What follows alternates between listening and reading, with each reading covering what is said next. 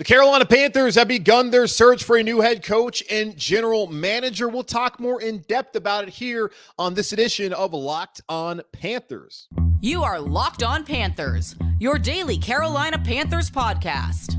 Part of the Locked On Podcast Network. Your team every day.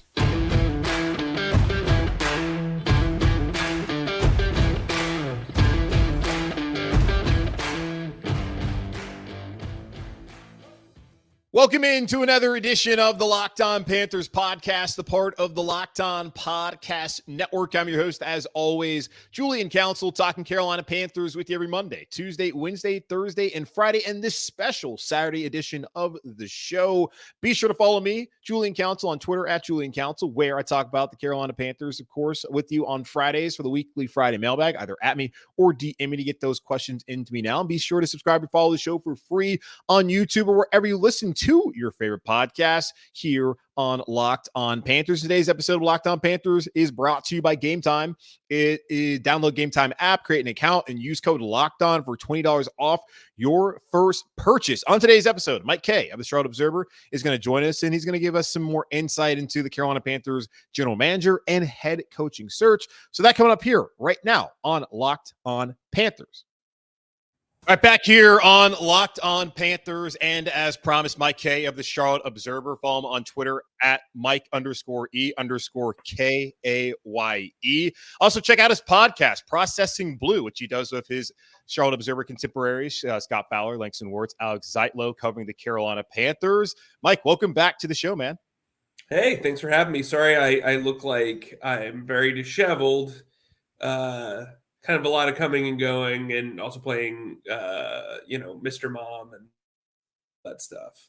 Yeah, hey, it's a busy time for us all, and it became busier on Monday morning when the Carolina Panthers opted to relieve Scott Fitter of his duties as a general manager. I don't think it comes as a surprise to anyone.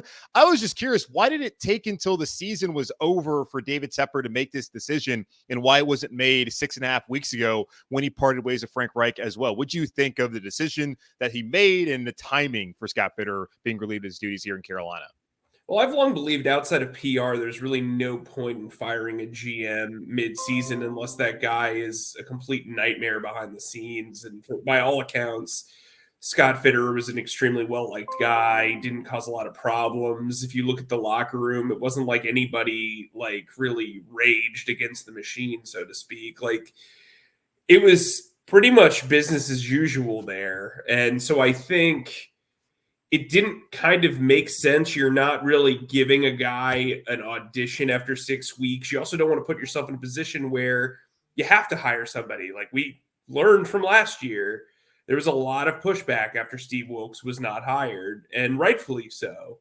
And so I think strategically moving on from the GM mid-season didn't really offer a lot of benefit at wherein you could actually look at the entire situation. From the outside looking in, you could say to yourself, maybe Tepper didn't want to fire Fitterer, but once you finish with the worst record in the history of the 17-game season, it's like, what else can you do? And so I think when you're evaluating everything as a whole, it's easy to fire the head coach because they're front-facing during the season. The GM is not somebody who is front-facing.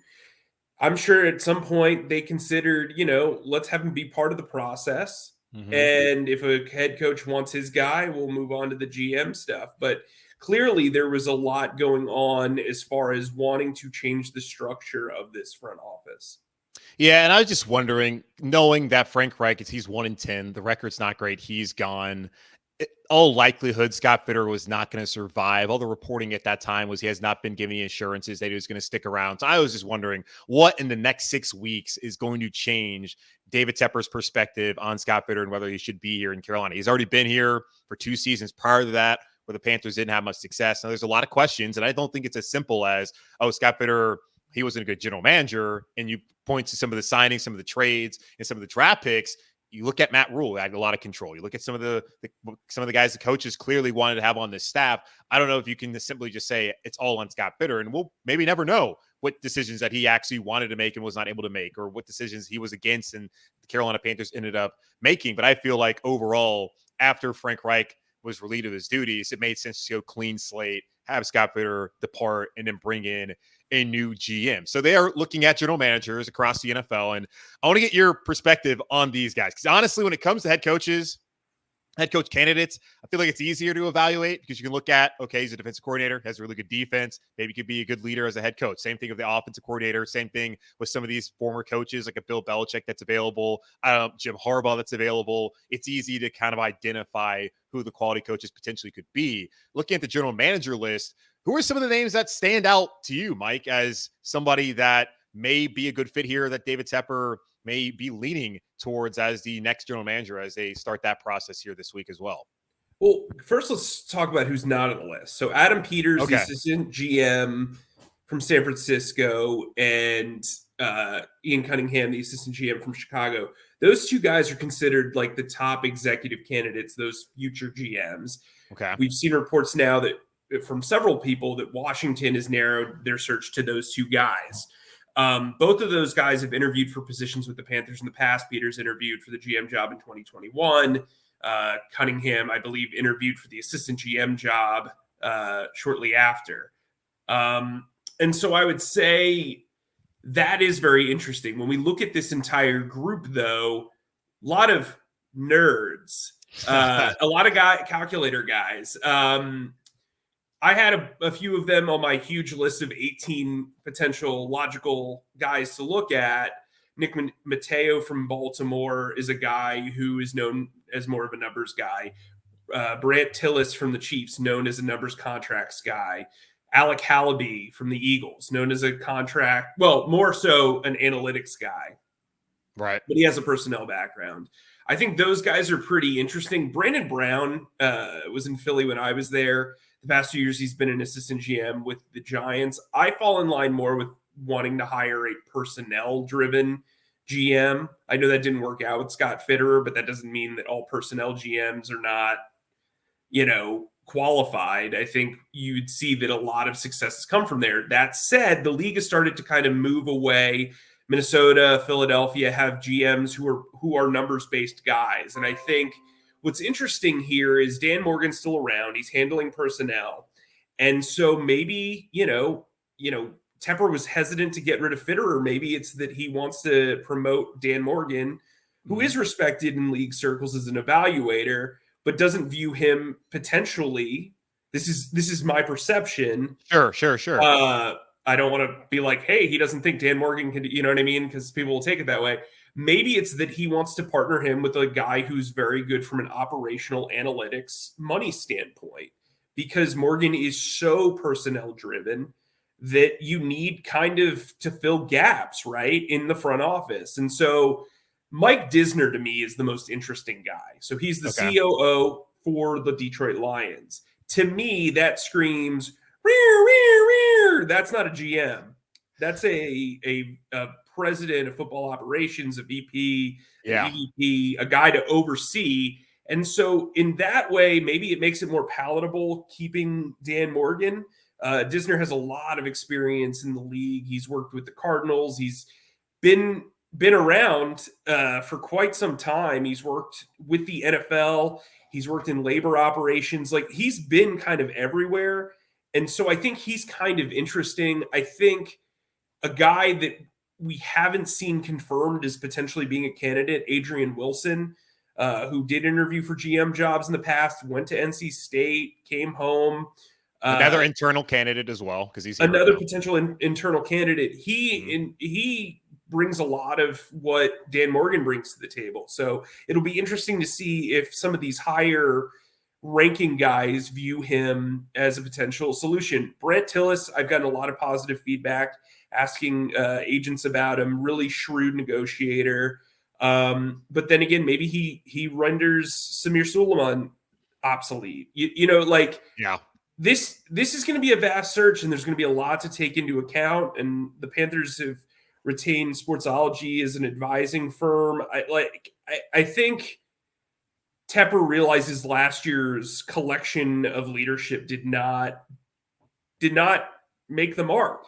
I mean, they were part of the group that identified Bryce Young as the first overall pick. They were also the group that identified Frank Reich as the head coach. And I think sometimes you need external voices to siphon through what you don't know.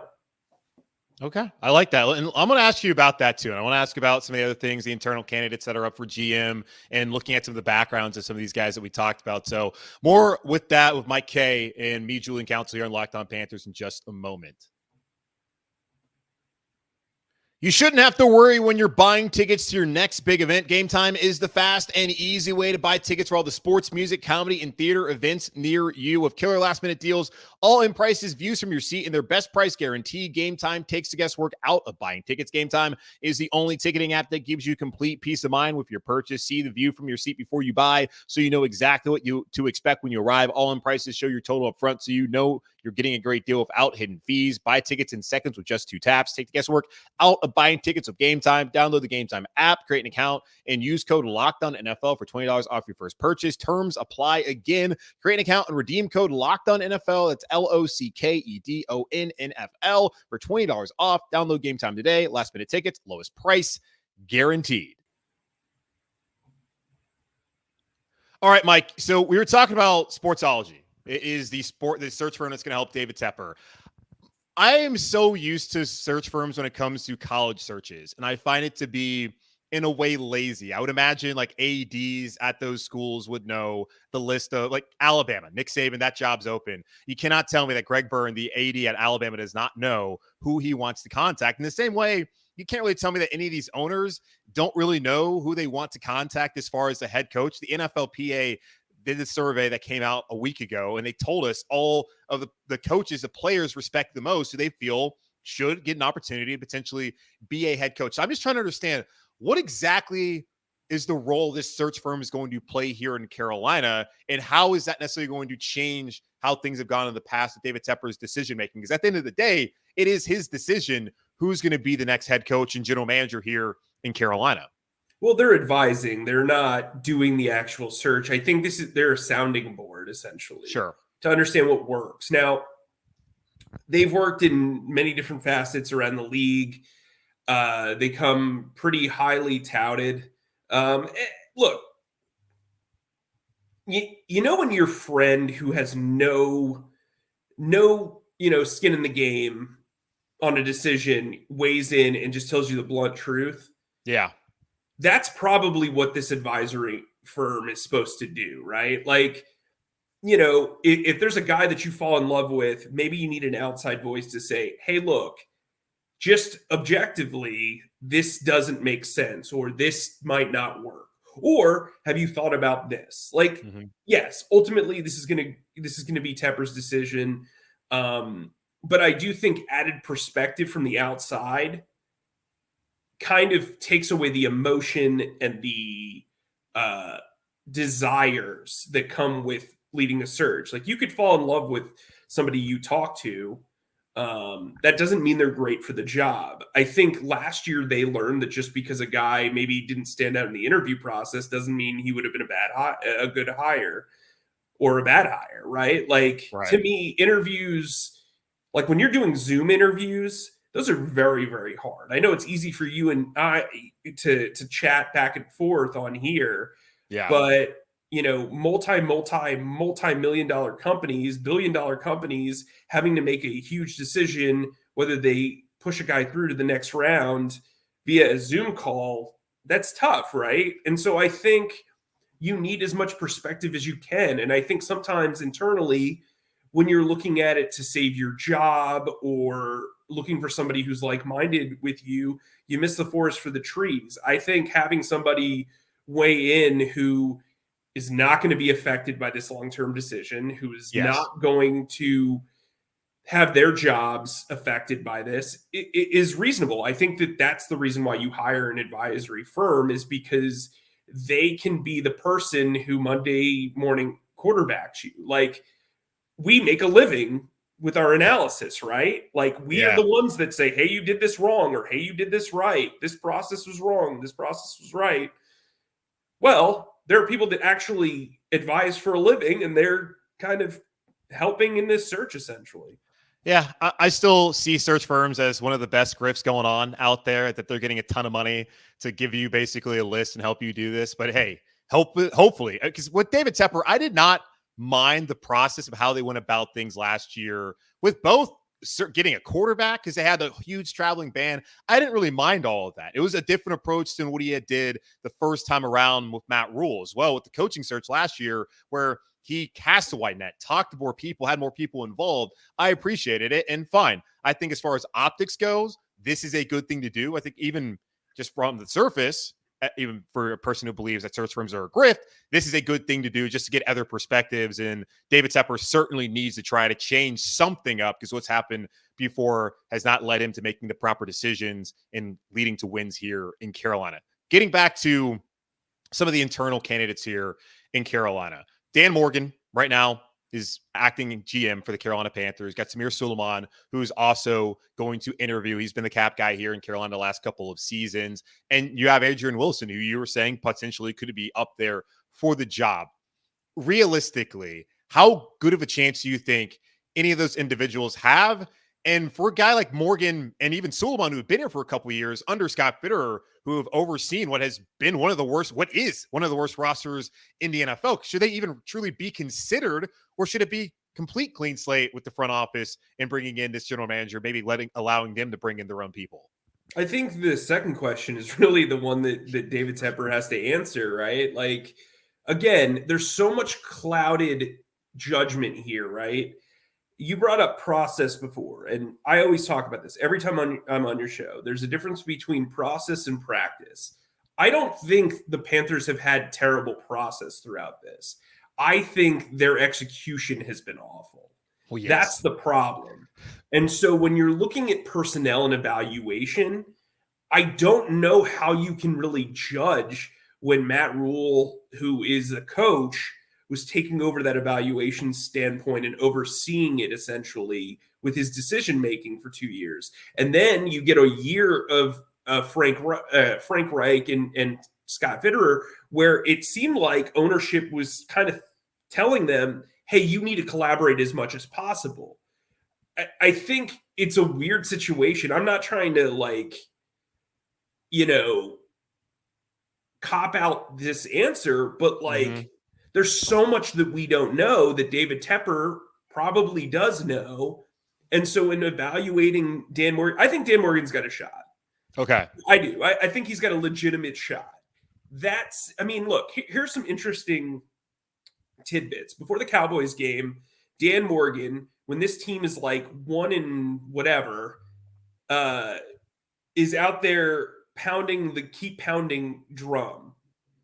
That would be insane to do in most cities, like that are very, very much aware of, hey, this team is bad, and you're putting out one of the executives. I don't care that he plays for the team. Like, you know what I mean? Yeah. Like in Philadelphia, Brent Selleck and Darren Sproles are like special assistants to the Howie Roseman. They're both beloved. But if that team was like 2-15 or 2-13 at the time, and they were leading the charge, it would be booze and just vitriol. Like, it would be awful. So I think that's kind of an interesting thing. They've featured guys around. The messaging has been interesting. That said, the Panthers haven't really woohoo, Samir and Dan are going to interview either. Yeah. So it's very interesting. I think it's I think the right leadership could make Dan Morgan a really successful person as a GM. I don't know if the right leadership is there right now above him. Right. And I feel like here, especially where the organization's at right now, where the fan base psyche is, like, nostalgia is a hell of a drug. And people are really smoking that nostalgia of the Carolina Panthers right now. And any sort of feel good out there, like a Dan Morgan, having been a player, gone to winning organizations, Seattle and Buffalo, then coming back and helping rescue the organization. Like, I think sentimentally for fans, like, they would love to see that. I get asked every week, hey, Cam Newton, what can he do with this organization? I mean, Christy Coleman's already the team president. I don't think David Tepper is going to fire her to bring in Cam Newton. Could he potentially play a role in this organization in terms of like fan engagement to get people back invested in the Panthers. I don't necessarily have a problem with that. I don't know what exactly Cam Newton coming back to the organization is going to change things, but people, the nostalgia, the hope of maybe a former great coming back here, being within the organization, changes the product on the field. I'm not saying that would be the case. I'm not saying that's not going to be the case, but I feel like a little bit of that's what's in play when it comes to just a fan perspective of Dan Morgan. But organizationally, I do wonder if, because you bring up, like, there's a bunch of guys who have like the numbers background of like, I feels like everybody I looked at when breaking down these candidates all had worked the salary cap or his contract negotiations. And you brought up Brandon Brown, the assistant general manager for the Giants. He's pretty much the only personnel guy, one of the only of the candidates that are up here. So it'd be interesting maybe if it's going to be the pairing of Dan Morgan really as a personnel guy here as assistant general manager if he sticks around, and then Tepper hires one of these other numbers guys, these nerds, as you bring them up here to be the that's how they've guy. been presented to me. Sure. That's why I went nerd. Like, I don't want that ownership. You know what I mean? Mike Kaye called them all nerds, y'all. Well, no. I know that sometimes stuff gets taken out of context, and the reason why I go on your show is you allow me to acknowledge the context. So please. I know we've talked a lot about GMs, but I think from like the head coaching standpoint, that also is going to determine who is. Let's hold on. Well, hold on there for a sec, Mike. Because I want to take a break. You'll get there, but let me ask you this before we take a break, because I do want to get into head coach. And there's something I saw Joe Persson reporting, and you kind of alluded to it. And it was when you brought up Disner, Mike Disner, Detroit Lions COO. David Tepper, is there an appetite there for him to want to have a go between like a senior vice president that's of course above the general manager, above the head coach, that can be the person who reports David Tepper, and not having David Tepper be so involved with the head coach, like the weekly meetings of Frank Reich and with the general manager? Does there feel like there's any momentum? Because I saw Joe Persson had reported that. Have you heard anything that would lead you to believe that might be something that happens here in Carolina? Yeah. Why else interview Disner? Okay. I mean, and look, here's what I'll say. Typically, when you hire a negotiator and a guy from a better like, you look at Tillis, you look at Mateo, those guys come from teams that are perennial winners. And so they understand how to build culture and character around the organization. Those guys are typically well built to be EVPs, to be overarching guys, to be these presentable dudes. And so I think they're looking for more than a GM in a lot of these candidates. Hallaby would not be a prototypical GM if you were hiring him. He's a little bit off the interesting path. Like, he's grown under Howie Roseman. Howie Roseman is a GM, but he also has like an overarching sort of thing that he's grown into. I think from your standpoint, like looking from the outside, the question I would ask myself as a reporter, as a fan, as just an outside spectator, would be, well, why do that? Like, the famous, like, why would they do that? You know what I mean? Sort of thing. And I think it depends on the way they stew this all together, right? If a head coach wants a specific GM, if a GM wants a specific head coach, I think there's like a lot in play here. A lot of fans called for a clean slate. Well, when you get a clean slate, there's a lot to consider. Yeah. And so I think I've written about this for months. I think it would behoove Tepper to find somebody as a kind of middle of the road voice between him and the GM, and somebody who can oversee and be front facing. Like, Tepper should not be the face of this organization. It should be someone who has a long history in the NFL, who is coming from a place of success, who understands culture building. Now, Disner's only been there for a couple of winning seasons. Sure. But he's seen how to build a team over the last several years, and now they are having unprecedented success. I think there's something to be said about that, especially when we've seen some of these Tepper press conferences. If you hire the guy to be the kind of the mouthpiece of your organization, Tepper is less likely to be thrown into the fray. And I think that that's pretty helpful for him from a PR standpoint. I also think, from a controlling himself with how he operates from a personnel standpoint is really important. Yeah, and the last time that he spoke, you could see he didn't appear to be somebody who actually wanted to be up there answering any of the questions. We still don't know why he fired Matt Rule, and we don't know why he fired Frank Reich. We do know, but he won't tell us why exactly he decided to do that. But I want to talk about the head coaching candidates. Spend a lot of time talking about general manager. Let's talk about some of the guys that are available, that are out there. The Panthers have requested to talk to. There's still some time before that can really happen as far as the in-person interviews goes. And, of course, there's some internal candidates as well. So we'll do that here in just a moment on Locked on Panthers. I know we come to sports to escape from the crazy realities of life, but can we talk just for a minute about preparing for real life? According to the FDA, pharmacies are running out of antibiotics like amoxicillin right in the middle of the worst flu season in over a decade. This is scary. I can't imagine a more helpless feeling than if you or one of your loved ones got sick while a supply chain issue kept them from the life-saving medication they needed. Thankfully, it will be okay because of Jase Medical. The Jase case is a pack of 5 different antibiotics to treat a long list of bacterial illnesses, including UTIs, respiratory infections, sinusitis, skin infections, among others. This stuff could happen to any of us. Visit jasemedical.com and complete your physician encounter. It will be reviewed by a board-certified physician, and your medications will be dispensed by a licensed pharmacy at a fraction of the regular cost. It's never been more important to be prepared than today. Go to jasemedical.com and use offer code LOCKEDON to get $20 off. All right, back here on Locked on Panthers, Julian Council of Mike Kaye of the Charlotte Observer. Follow him on Twitter at Mike_E_KAYE. Check out his podcast there at the Observer with Scott Bauer, Langston Wirtz, and Alex Zeitlow, Processing Blue, where they cover the Carolina Panthers. And, of course, subscribe to your local paper. Do it. All right, Mike. So we talked about general managers, talk about potential of a EVP, SVP, something to be a go-between with the general manager, the head coach, and David Tepper. And I think it would make a lot of sense to do that. Maybe that will be the case here structurally in Carolina. Looking at head coaches, Panthers have known for a while that they're going to be looking for a new head coach, and we are now close to that point where they can actually speak to people in person as the NFL is trying to slow down that process, which I think is a smart thing. The focus of January should actually be on the games, not who's going to be the next head coach. It'd make more sense for that to be in February than March, free agency, April, the draft, and on and on and on.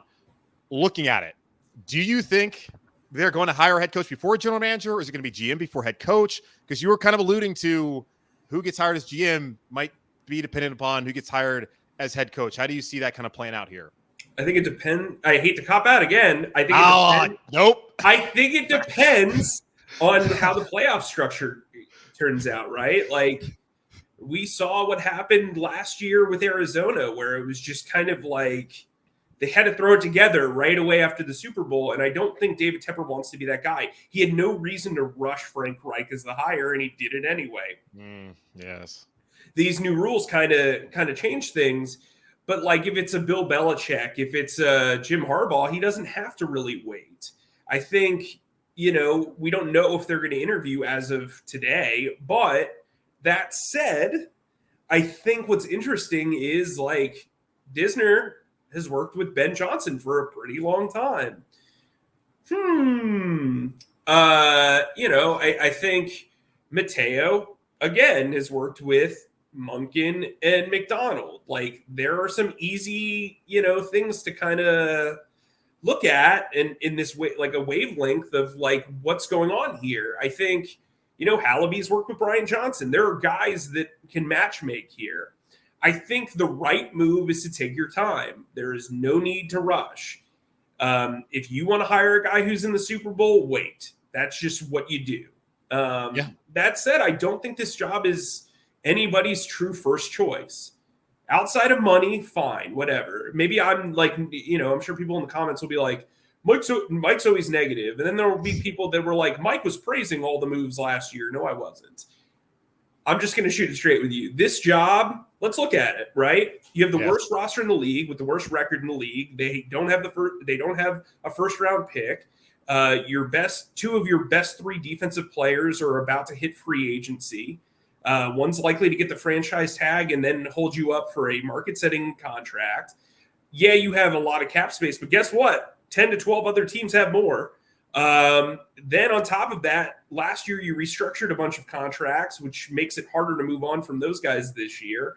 On top of that, your offense needs to be almost completely rebuilt outside of the 33-year-old leading wide receiver And by the way, you're fully invested, at least for the next 2 years, in Bryce Young because the ownership was all in and traded, stuff that's not going to be completed until 2025 when the Bears have their second round pick. This is not necessarily an appealing job for a roster builder. It's just not. And then from the head coaching standpoint, you better have been all in on Bryce Young and still be all in on Bryce Young as the Panthers were last year. Or what is this job to you? And trust me, there were people out there who viewed him as the runaway number one guy. There were. It wasn't as apparent as an Andrew Luck style draft, but there were people who really were all in on Bryce Young and thought he should have been the top guy. So I think there's going to be interest out there, but you've also now seen Bryce out of the box. You've seen him struggle mightily. Granted, his supporting cast was horrific. And, there's going to be questions about the offensive line. There's going to be questions about who are you going to keep from this coaching staff. Another thing is if Evero doesn't get a head coaching job, is this guy, willing to partner with Evero? Because my impression is that Tepper would like to keep Evero if he doesn't land a head coaching job. Yeah, that's interesting. And Mike, you don't have to worry about the commenters. This team just went 2-15. This is my hometown. I do a daily podcast. You cover the team.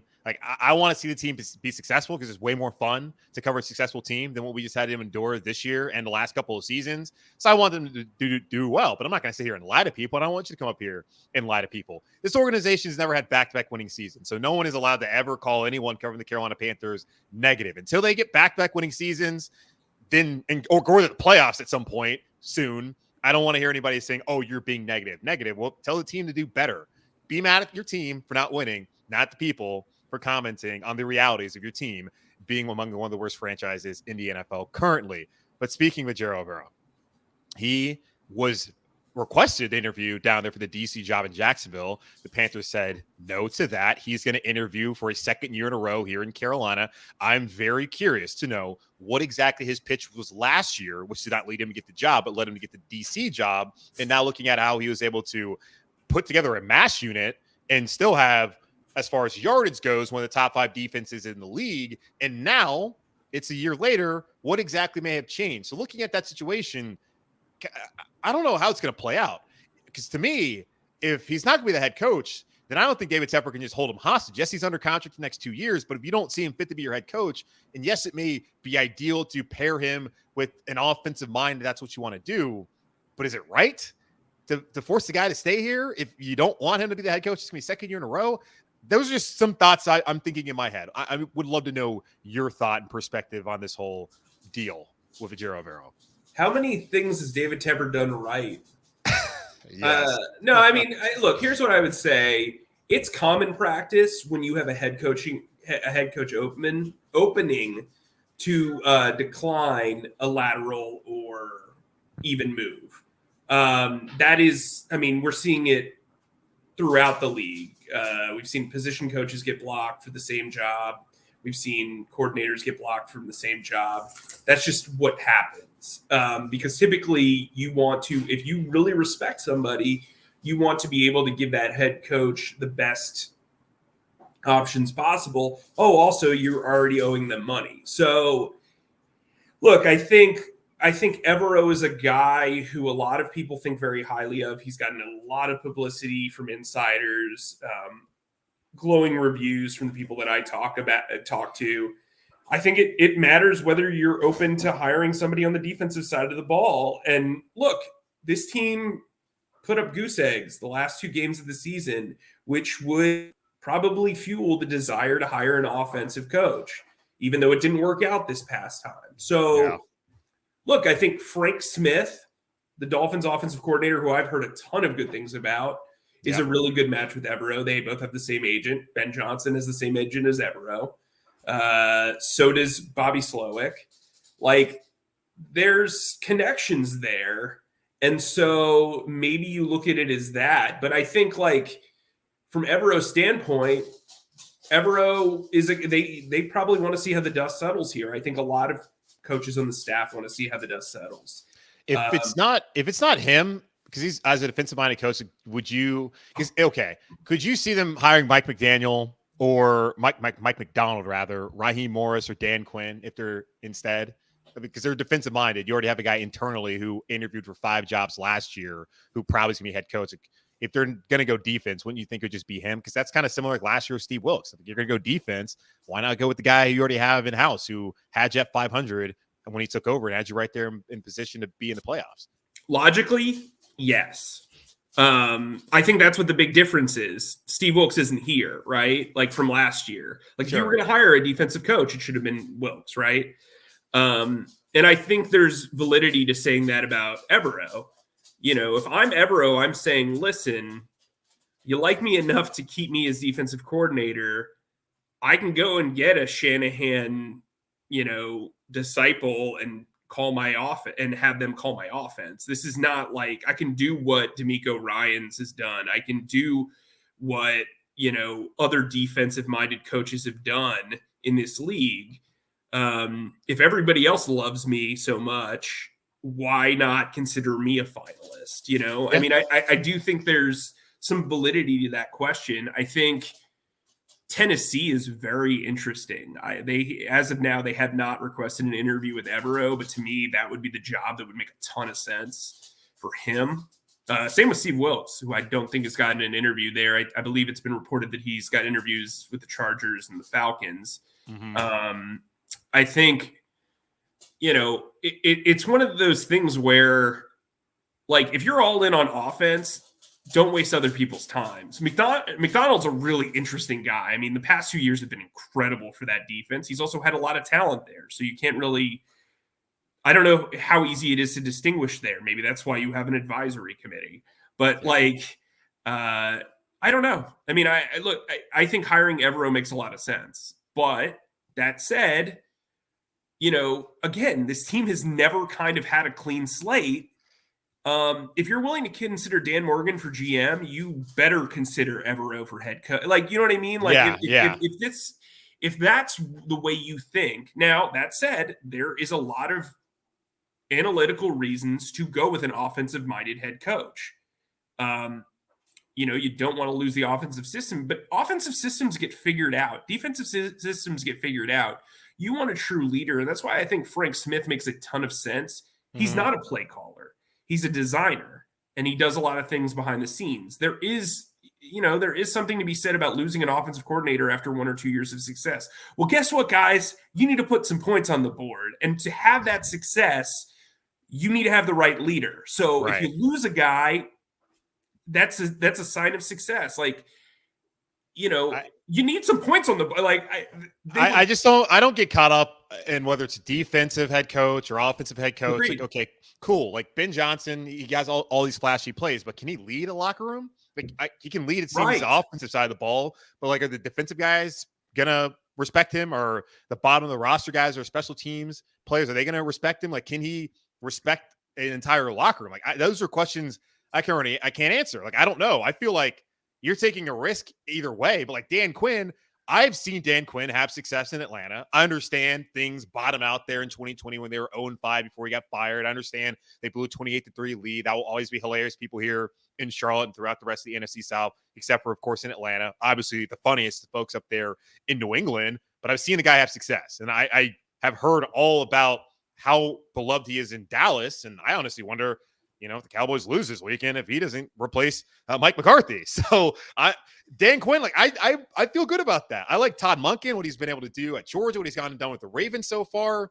But there's this questions of whether they can lead. And I think we get too caught up in, whether he's going to call, like, is he going to call plays actually, or is he going to be focused on just being CEO? Like if Ben Johnson comes here, I assume he's going to call plays, but is that actually going to happen? Like Frank Smith, not a play caller in Miami, play designer. Like, is he going to start calling plays all of a sudden here in Carolina? There's just things I don't get super caught up in when it comes to all of that. But I want to ask you this before we go, because I got to get out of here. 3 names, 3 thoughts, or 1 thought in each name. Chris Tabor, who is, of course, interviewing for the job as well. He's Panthers interim head coach. We all know that. Bill Belichick, who's now available, and Jim Harbaugh, who now gets to sit at the big boys table during his family holiday gatherings after winning national championship on Monday. A thought on each of those guys as we close the show out. I think Tabor's an excellent leader of men. I think he's a really sharp guy. I don't think there's enough sizzle there.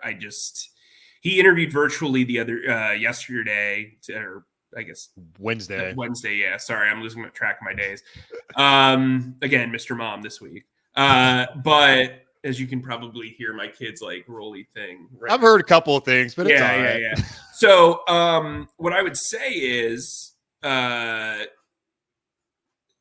don't think he's going to be considered for the head coaching job. I think he would make a lot of sense as an assistant head coach, especially if you hired a first-time head coach who needs a sounding board, who needs help with roster control, who needs help with understanding the game day roster and putting things together, and needs a guy who can be an enforcer, because Chris Tabor does a really good job of balancing his personality.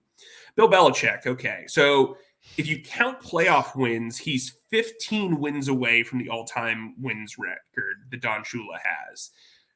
I don't think it makes a ton of sense to come to a team that is draft asset poor, that offensively has potentially less talent than his New Orleans group that was New England group that was horrific on offense. And I think, like, for him, people aren't going to like this, but Atlanta makes a lot of sense, because really what they need is a quarterback, and that's pretty much it. Like, I actually am a fan of the way they built their roster. And I like the ground and pound nature that they have. I think Belichick will appreciate that too. If they could sign somebody like Kirk Cousins or trade for somebody in the Russell Wilson category, I think maybe there's some advantageous outlooks for Belichick there. I think Washington's kind of interesting for him too. Okay. Because they're kind of in a similar spot and they own the number 2 overall pick. As far as Harbaugh's concerned, he is a culture builder. He's an overarching guy. I'm under the impression that he will be highly sought after, especially from teams in the AFC West. Yes. That's my understanding. That said, I think that I don't see how Harbaugh and Tepper would get along. I could be wrong. I mean, the Michigan AD Ward Manuel had to come out and like put out a statement like on Monday, be like, me and Jim, like, we're fine, even though all the reporting the last 5 years has been like, you guys have butted heads, and like we know that Jim Harbaugh wears on people, like in San Francisco the first time around. So there's no question, right? And when you go to college, you can lord over people. You cannot do that in the NFL. And so I think he can be successful in the NFL, and I think he'd be a logical coaching candidate. I just don't know if he meshes with the infrastructure of this organization. Now, that infrastructure could greatly change over the next couple of weeks. So who knows? If I can add one more name that I'd love to talk about, go ahead. So we talked about Todd Monken, right? Uh-huh. He's got some head coaching experience at the college level. Mm-hmm. I think he is like sneaky interesting. He is an adult. I mean, he is like an adult. He's been around the league. He's called plays. I think he's really interesting for a guy like Bryce Young. I think there's stuff that they can do with him and his offense. Also, his understanding of talking to younger players. Like, he's just straight out of college, offensive coordinating and being successful, right? Like, there is a mutual respect SEC-wise, I'm sure, seeing what he's done. He's not a guy I would have initially considered, but if they miss out on Ben Johnson, who for all intents and purposes might be the guy, I think Monken's really interesting because he's been in so many different situations from an offensive standpoint. And I don't know that he necessarily needs to call plays. He's kind of interesting to me. I'm not sure he'd be the guy, but hey, buddy. Frank Smith to me is the best non-Ben Johnson candidate, in my opinion, of the guys that they are initially interviewing. All right. Love it. Mike Kaye of the Charlotte Observer. Follow him on Twitter at Mike_E_KAYE. Check out his Carolina Panthers podcast of his colleagues over at the Observer. Scott Fowler, links and words. Alex Zeitlo, Processing Blue. Love what they do over there. And of course, subscribe to your local paper. Why would you not support local journalism and the good people who are fine citizens? And if you want people to talk about your team, they're not doing it on ESPN that often. Now they do have Dave Moot and all that, but still, they're not doing it on the big publications, but they do it here locally with Mike Kaye and those fine gentlemen over there at the Observer. Mike, thank you again for your insight and your time, my friend. Hey, no problem. The kid's saying, hey, put me through college or trade school or something. Yes. All right, we'll take a quick pause and come back here and wrap up the show in just a moment. Good conversation there with Mike Kaye of the Charlotte Observer. Great insight on the general manager search here in Carolina and the head coach search as well. And again, I'm going to try my best to have people come on here, give me some insight, give you some insight, especially when it comes to GM. Because I don't really know how to evaluate a general manager. I can look at the resume and say, hey, that guy seems interesting. And I was interested by Brent Tillis and also Alec Halaby, however the hell you say his name.